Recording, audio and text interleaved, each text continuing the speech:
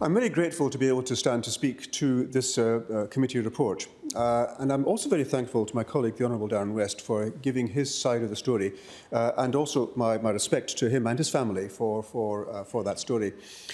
And I'd like to give the other side of this now, because I think a few years ago, the Leader of the House asked, as a quipped at me, is there any place you haven't worked?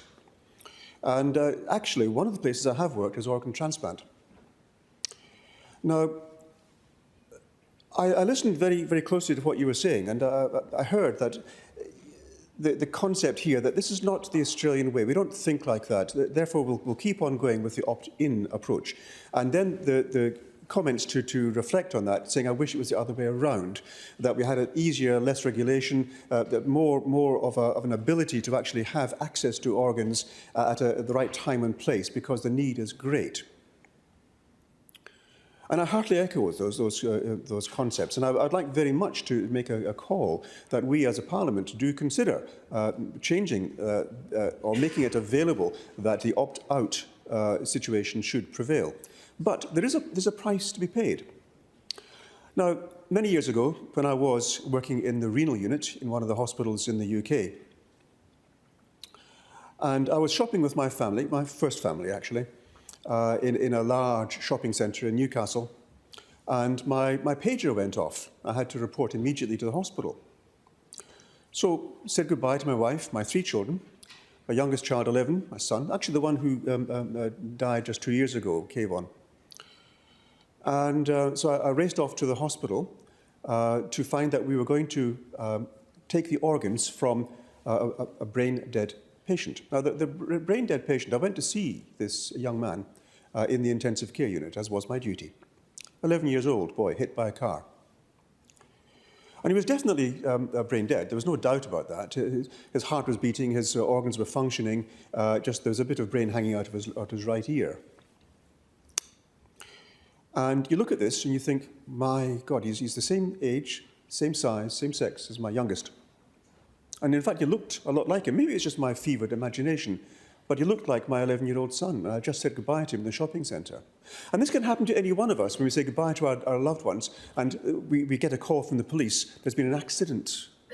And suddenly, the one you just were having a chat with, or maybe even parted on bad terms with, is now lying actually brain dead in a hospital bed, and you're being asked to donate those organs. It's very troubling. So there I was, in the scene, all ready in my scrubs. I wasn't the main surgeon, of course, I was simply assisting, but an 11-year-old boy. And he gets wheeled into the theatre, and he's also anaesthetised because, although he may be brain dead, we can't be certain that there's actually no sensation there. So just to be on the safe side, he's anaesthetised, intubated, like any other patient for any other operation, lying on that table.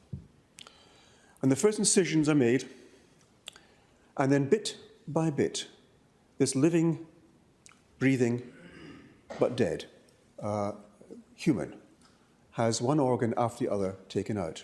The last one, of course, was the heart. And at the very end, you stand there with actually an empty body. And you can see, opened up, the chest is gone, the organs are gone, the kidneys have gone, and nothing is moving because all the machines are switched off. It's now deathly quiet. And you stand there for a moment and you pause, you reflect, and you look at what had been a vibrant young life until a few days ago. And that's us, the other side of this equation, when you give thanks to the staff who do this. Because now you've got to go back to the family you said goodbye to and pick up the conversation you had with your wife and your children and your 11-year-old son and carry on as if nothing had happened. Life, for those who are taking part in this, is not the same as it was before. So with that terrible burden, one thing keeps us going, and that is that from this tragedy, from this personal tragedy, the stress that we feel from having taken out all the organs from a living body and then left a corpse behind, what saves us is that other lives have been saved. And that we can hear the stories and see the people as they walk in are able to continue their lives. Another, maybe 11-year-old young boy is still now able to live because someone else has given his life. That gives us hope. And that gives us meaning. And it is our regret that not enough people are willing to have the conversation and leave things to the last moment, and then leave it so too late so that you can't get in contact with the people who are needed to actually give that horrible decision. If it's been made in advance, then all you can do is say, yes, if that was the wish, I will do this. There's no long thinking and debating about this, but give another chance. I'll tell you another story about the first person I turned off. A man who had fallen from a height and was actually brain dead. And I was just in my first, I wasn't even qualified.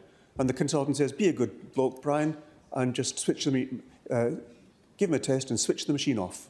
And you do. Because and then you see the life vanish from this person. And you cannot be untouched by that. Or if you are, you shouldn't be in medicine.